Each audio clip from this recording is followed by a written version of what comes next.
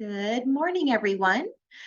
We're just going to give it a couple minutes. I see some of our attendees starting to join the room, but thank you so much for joining us for the first of the It Takes a Village informational web series. So we'll just give it a couple more minutes. Thank you, everyone.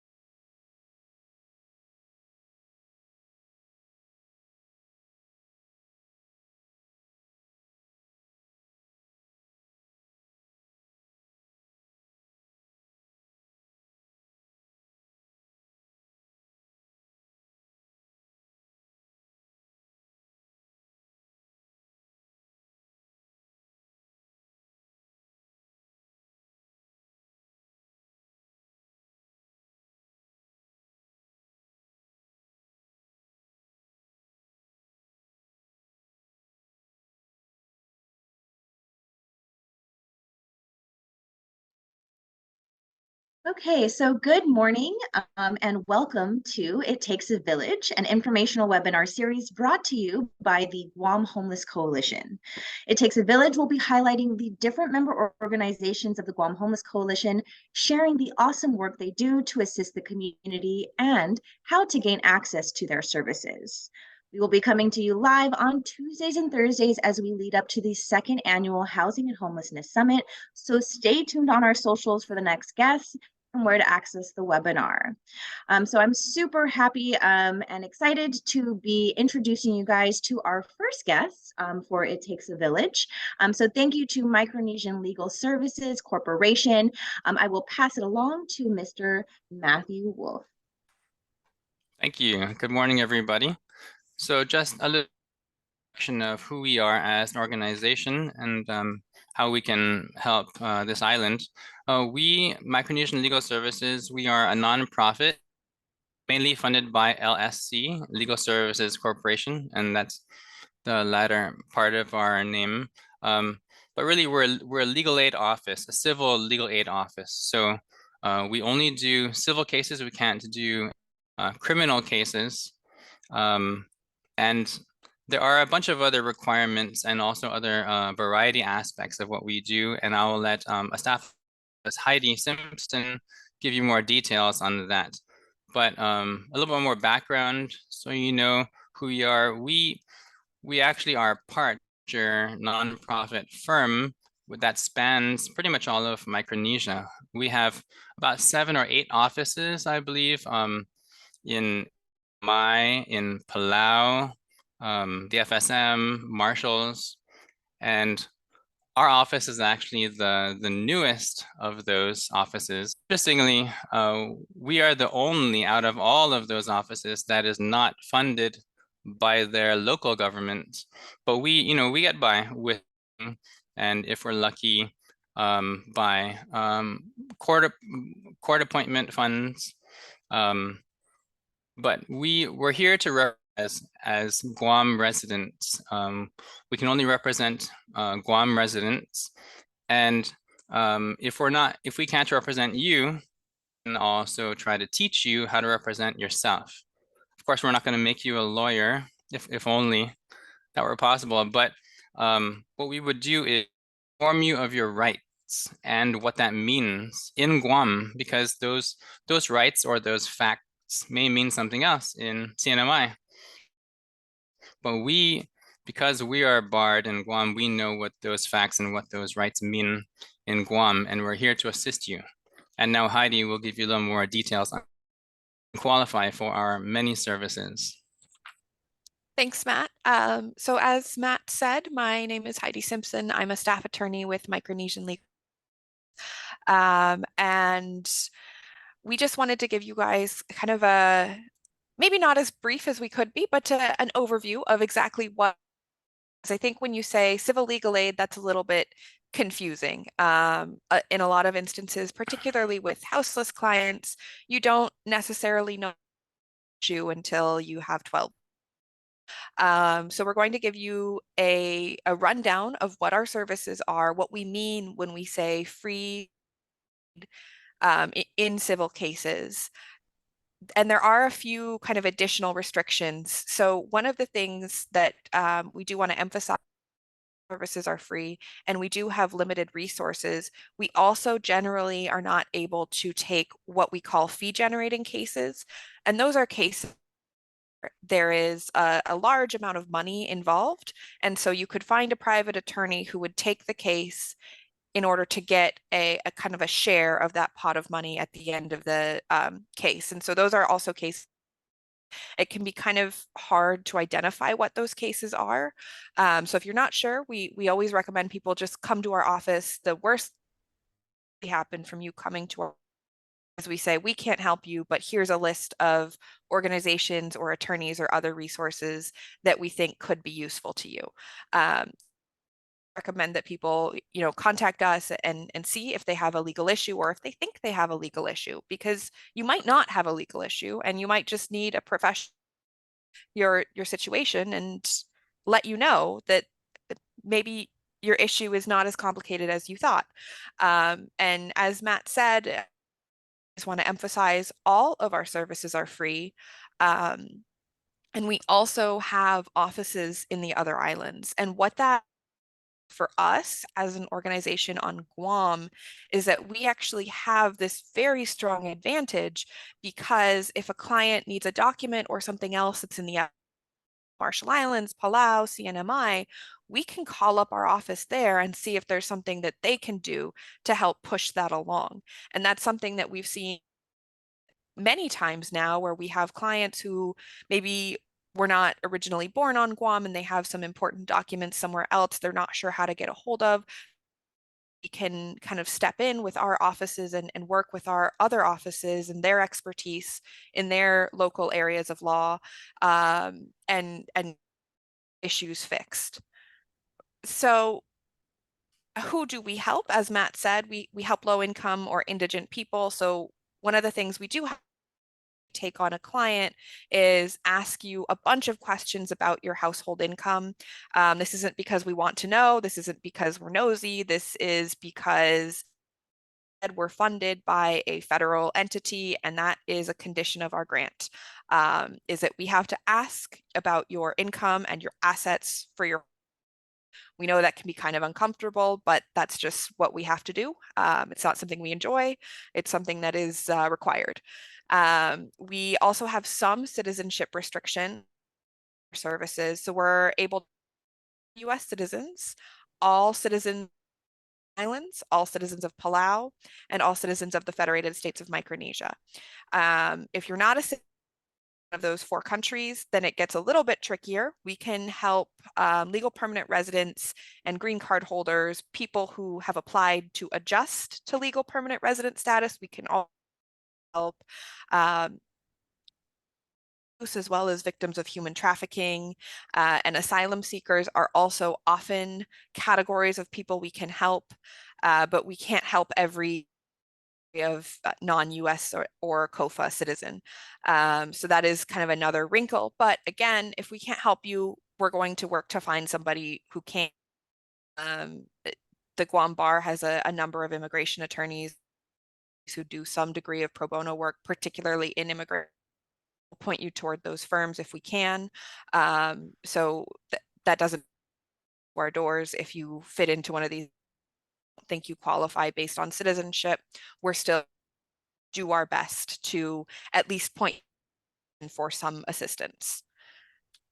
Our board set, we are a small organization. We are a nonprofit. There's only 3 attorneys, myself, Matt, and Jim Baldwin.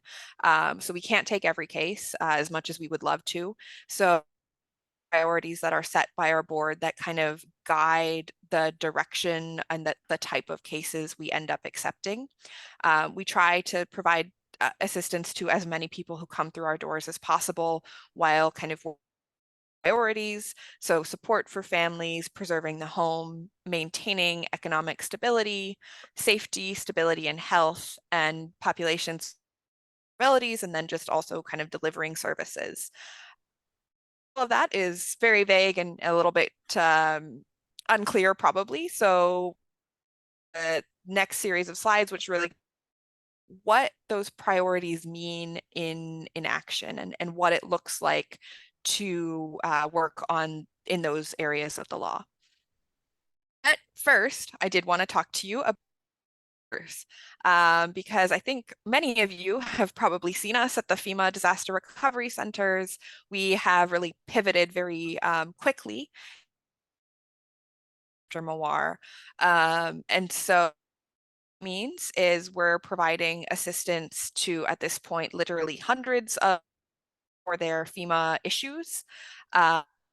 So in the beginning, we were doing a lot of operations of ownership to prove to FEMA that you're at the place you applied for assistance for. That's slowed down now because the main application window is closed. However, days after the application window closes to submit late applications. So we still have about 3 weeks left in the late application window. So if you know of clients who didn't submit their FEMA applications, it's not too late. It just, you have to provide a good cause statement. MLSC has helped with a number of those. So kind of help people understand how to do that late application process and make sure they're sliding in just before the deadline to get at least a little bit of assistance from FEMA. We also help with writing appeals for the denials and various decisions that FEMA makes. So anytime you have a right to appeal that decision, you usually have 60 days from the date of the decision to submit your appeal. So whether or not the DRCs or not, you know of where to talk to FEMA in person on the ground on Guam is irrelevant to your ability to appeal. It's just 60 days from the date on the letter, and in very extraordinary circumstances, you can get an additional 60 days beyond that if there's some reason that you couldn't have submitted your appeal within the first. And that's across the board for all FEMA appeals. So we help people with denials, we help people with adequacy, where maybe you got assistance from FEMA for whatever your essential property is or your home. We also are helping with recoupment appeals, and recoupment is kind of a big scary word that just means that they want their money back. So when FEMA sends you a letter that says, give me your money back, give me my money back, we can help you appeal that. And sometimes that means money, sometimes that means we can just help you and so that you have back, because usually by the time FEMA comes to recoup you've already spent the assistance because you thought, it was yours. So that is another kind of big issue that we're helping with. And unfortunately, the way that kind of works with FEMA, we're getting into recoupment time. So recoupments start usually anywhere from a few months out to as long as after the disaster. So we expect to continue seeing a lot of recoupments as FEMA goes through and verifies their data and does that they always do after a disaster. Then the other thing that kind of goes hand in hand with the recoupments is making applicant or head of household changes, because people who do not have US citizenship or a green card or a couple of other types of immigration qualifications are not FEMA assistance. Fortunately, only one person in your household has to be eligible for assistance to actually be able to get and keep assistance from FEMA. Person needs to be the main applicant. So we're helping a lot of people make that change so that hopefully they can avoid getting their recoupment notices a few months or when FEMA figures out that their main applicant. So that's kind of where we work in the FEMA area. We are also looking to get started in working more broadly in climate related loss and damage. There will be more information, but we're kind of starting to monitor how many have issues that are arguably related to climate loss and damage, so that we have a little bit of what the impacts of that is on Guam in the present moment. Assistance is needed to address the challenges caused by climate change and climate loss and damage. And then, of course, we're also working on SBA appeals. We are going to be pivoting as well into disaster unemployment assistance, or DUA appeal. DUA just opened for applications last week, early in the DUA cycle, but similar to FEMA, you can usually appeal pretty much every DUA here to help. You have a right to that representative can be an attorney, and MLSC is ready and willing to be that attorney in as many cases as we can handle. We're working with several clients on SBA assistance decisions. So SBA is similar to FEMA, appeal every one of their decisions. But unlike FEMA, SBA has a much, much longer time period for those appeals. So SBA applicants actually have 6 months from the date of a decision to submit their appeal. So what that means, most SBA appeals aren't going to even be due until December or January, if not later. So fortunately for people who have gotten negative decisions from SBA, time to get your documents together, but we are still here to help to the best of our ability with SBA appeals and SBA issues. So we're kind of best to work with the community and make sure everybody gets as much as they can and as much as they're entitled to out of the different disaster benefit programs. And questions as well, because we know that in the rollout of all of these different benefits, there's been a lot of confusion. There hasn't been very clear communication about a variety of different things, and there's been a lot of misinformation circulating around as well. So to help dispel that and make sure people understand their rights and understand what kinds of benefits and what amounts of benefits they're entitled to. So moving on into our more standard areas of practice that are beyond just the scope of responding to Typhoon Mawar, do a lot of support for families, as that's one of our priorities. And what that looks like often is working on divorces, working on name changes, correcting IDs. We're looking to expand into notary services. I don't have a date for that yet, but soon.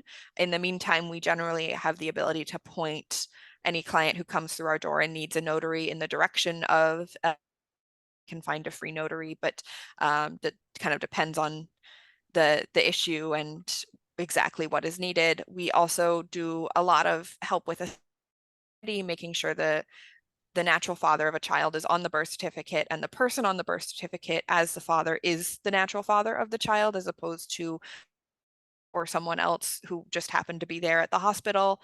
We also do a lot of help with different custody agreements. Usually that ends up being as a part of divorce, but of course, if you had a divorce and a custody arrangement before, we can still help with custody. We do a lot of guardianships, both for minors and adults. We do power So giving somebody the authority to act as your agent in whatever matter it is that you need somebody else to help you with. It's for childcare, so giving somebody the authority to, for example, pick up your kids from school. We also help with adoptions. We do living will, facilitate orders, which are kind of the way that you can set out to plan the final stages of your life or to plan out for your healthcare.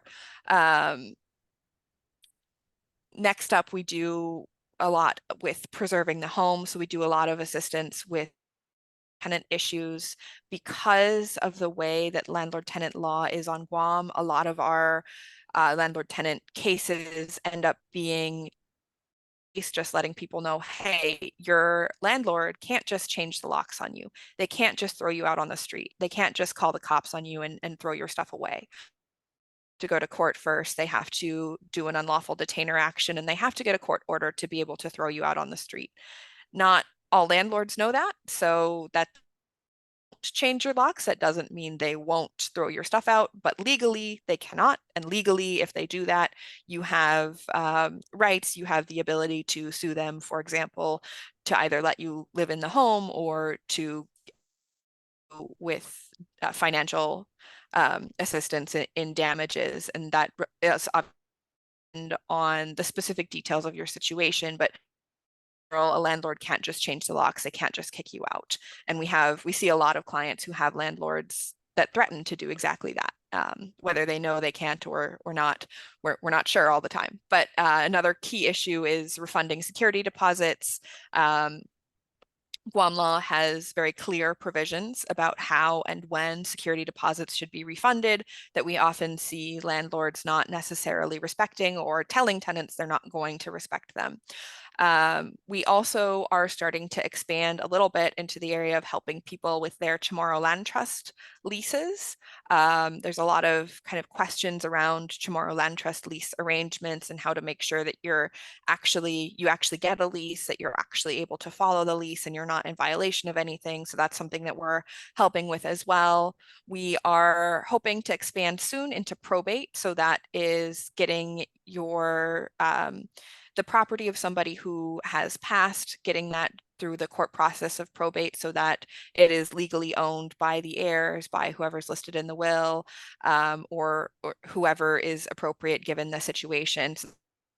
We've seen is really important through our disaster work, because while FEMA, as an example, will let you be considered the don't have legal title to, other agencies are not so kind with that. And so if the property is owned by your late grandmother or some other deceased relative, you may not be able to do other programs to help rebuild or repair that property not legally in your name. And so probating that person's estate is the way to make sure that you get for that family property to be in the name of somebody living and somebody who can actually apply to repair or do whatever needs to be done with.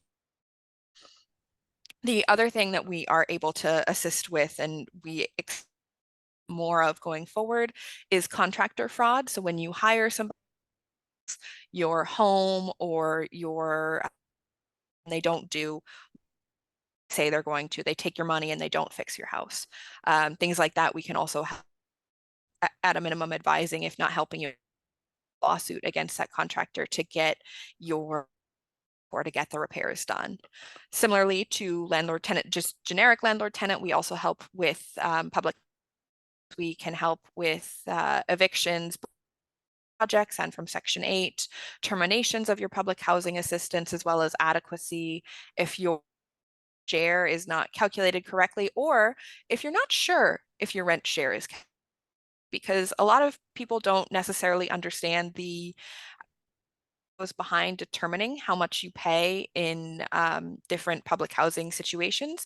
So we're happy to just run the numbers for you and explain, this is be paying, this is why, it's because of how big your unit is or how much rent your landlord is charging, things like that, and just kind of give you a clearer breakdown of what is going on, because we find a lot of clients don't understand. They just get their letters, and that's great that they have a letter telling them how much they don't necessarily know if that's right. Maybe they should be paying more, maybe they should be paying less. So we're happy to help you figure that out as well.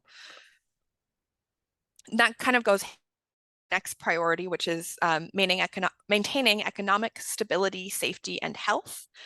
We, with public benefit, a kind of piece in my main area of practice. So we help with food stamps, with public assistance like cash assistance. We help with medical.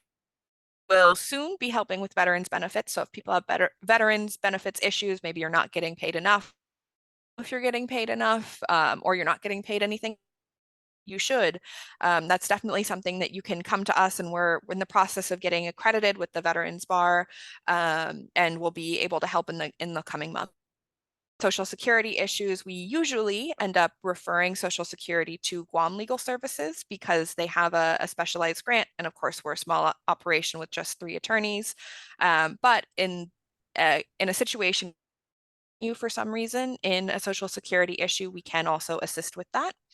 And for all of these public benefits, we do help with just figuring what you should be getting, taking whatever action is necessary to get you to the right level of benefits. If you're not getting enough, or if you're not, you should be getting, we can help with denials. So if you're denied, we can help you figure out whether you should appeal and then go through that process. We can help figure out if you should not, and help you also in several instances, you can actually keep your benefits going until a final decision is reached on your hearing about terminations. We can also navigate that. For public benefits, generally, most of them have to submit appeal between 30 and 90 days. So our biggest recommendation to everyone is to check your mail, because they usually communicate with you by sending you a letter, and to as soon as possible.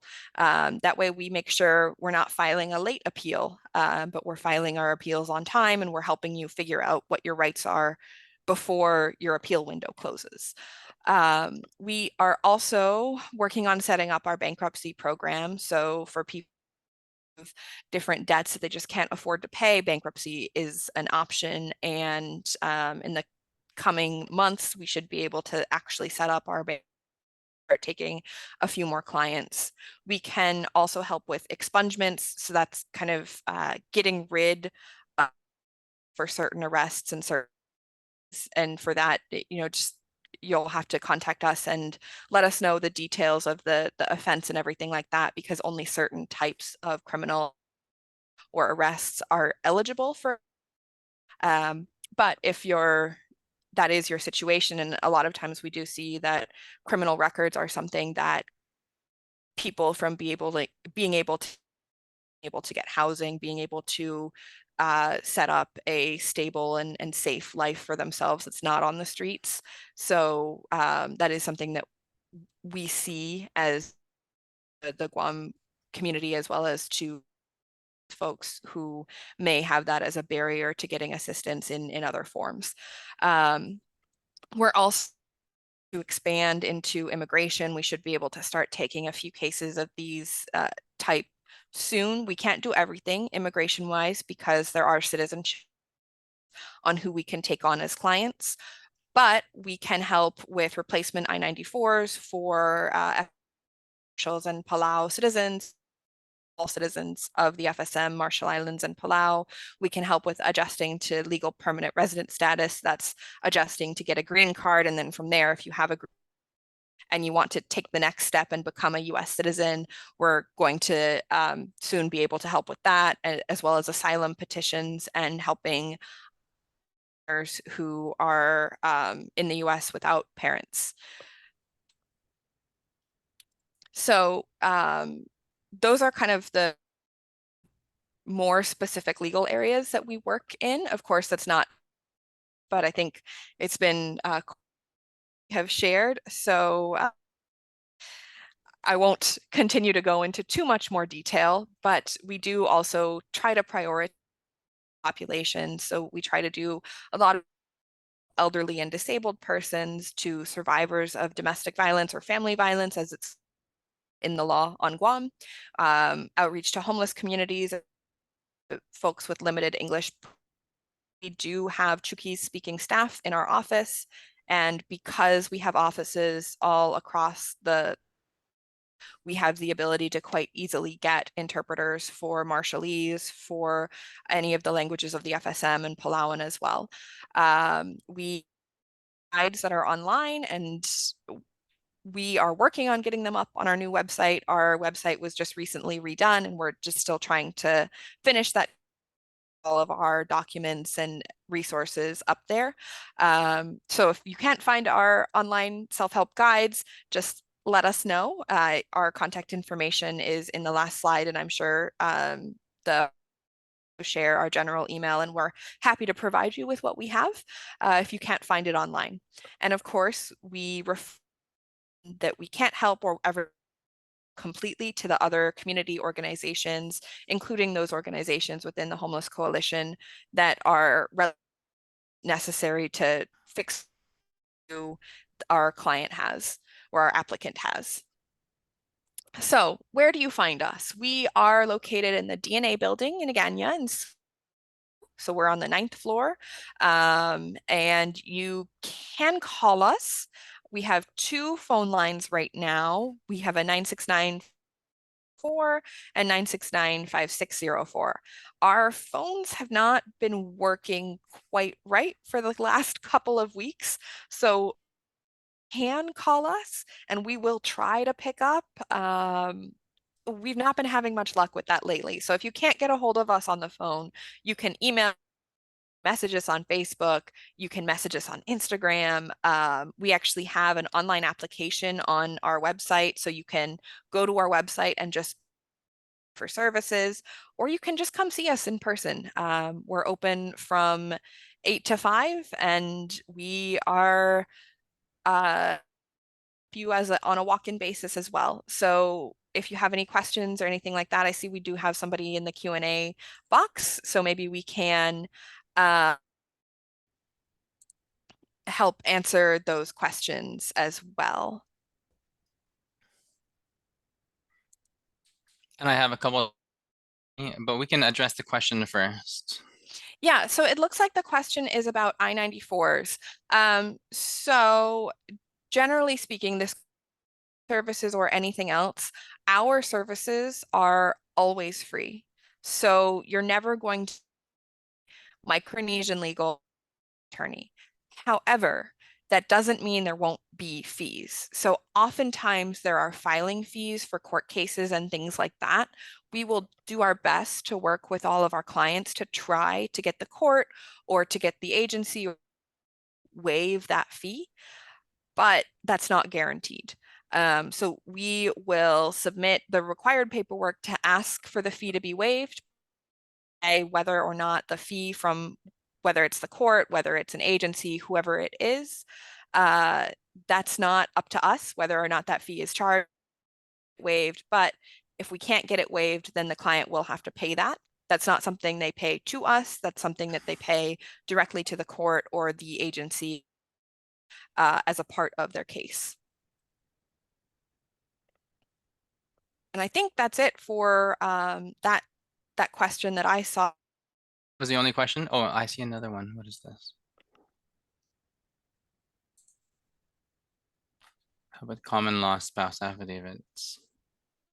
I think we can do that. And the first step would be applying for our services, but that does look like something we could help with. And if not, look to expand our services on that. I mean, we do many affidavits or declarations like powers of attorney or DNRs, you know, wills, do not resuscitate, which are very similar to a common law spouse affidavit. So I don't see why we couldn't attempt to do that common law spouse affidavit. Other questions?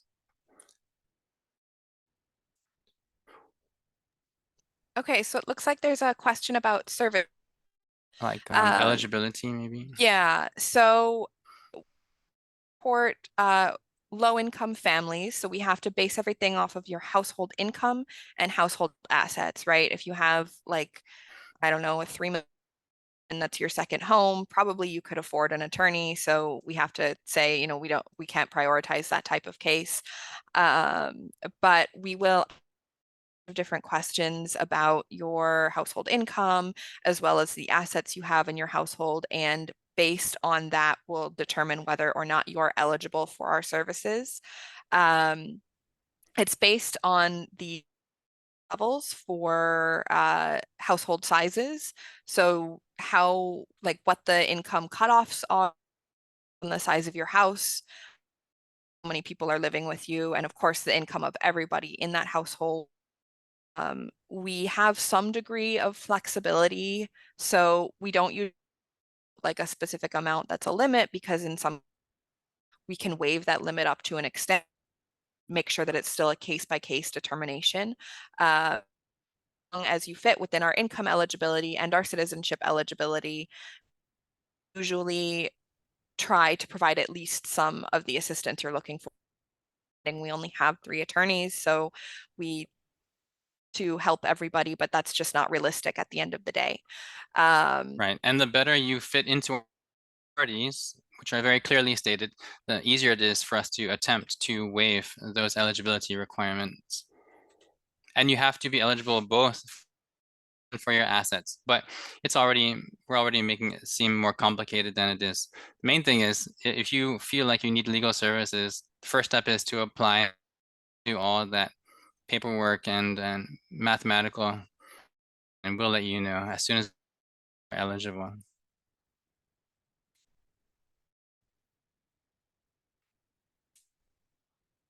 And the other thing maybe to add on top of that is, because our eligibility is large, just because you were ineligible for one application or one issue doesn't necessarily mean you'll be ineligible again in the future, right? If you lose your income changes, and so our decision on your household income and whether you are eligible for our services, because your changes. So just because you've been by us does not mean that or be eligible. Somebody's writing something. And I wanted to clarify something, because I know that Heidi mentioned that we do custody cases, but also wanted to clarify that, because sometimes custody cases is child support, and we do not necessarily do the child support aspect of the custody case, mainly because there's a very of the Office of the Attorney General that specializes support, and we will refer you there most likely. But the substance of the custody case, meaning where the kids will be living and when and who makes the decisions for them, yes, we can hammer that out legally for you if you qualify. And also, I really liked what Heidi said earlier about language, that we have interpreters. So I don't want I don't want any applicants in speak English to be a barrier or applying for our services, because yes, we have a contract with interpreters online, only speak Vietnamese or Tagalog, and if you speak only Chukis, we actually have in-house interpreters. So don't let that be a barrier. And lastly, I acknowledge that our internet connection might not be the strongest this morning. So if what we was kind of cutting out here and there, give our presentation, we can give our PowerPoint to the Guam Homeless Coalition and to the It Takes a Village coordinators. And we can also upload it to our website and refer to that in the future. Yes, and I think we have one more question, looks like has popped up in the Q&A box. But I do also want to add on to one thing Matt said. As he report, we usually will refer you to the Attorney General's office. That's not because we don't want to help with child. That's because the Attorney General's office has much more power than we do as just attorneys. So the AG's office can of steps that are not as easy for a private attorney to do, or for a private nonprofit firm, to make sure that you are getting that child support assistance for. So the reason that we refer them is they have the expertise, but they also have tools that just are not available to us because they're a part of the government of Guam. We do also have a question about of a guardian if parents are not present or on Guam.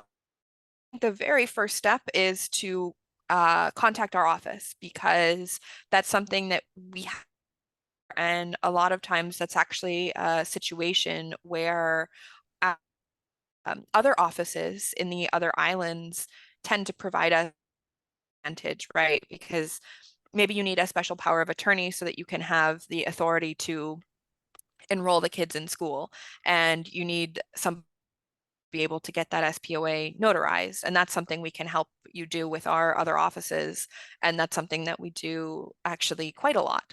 So guardianships and making sure that you have the authority to take care of a kid who's here and whose parents are not here for whatever reason, contact the very first step, and we'll work with you to figure out what the best solution is based on your situation, and to make sure that that child is able to go to school, able to be cared for.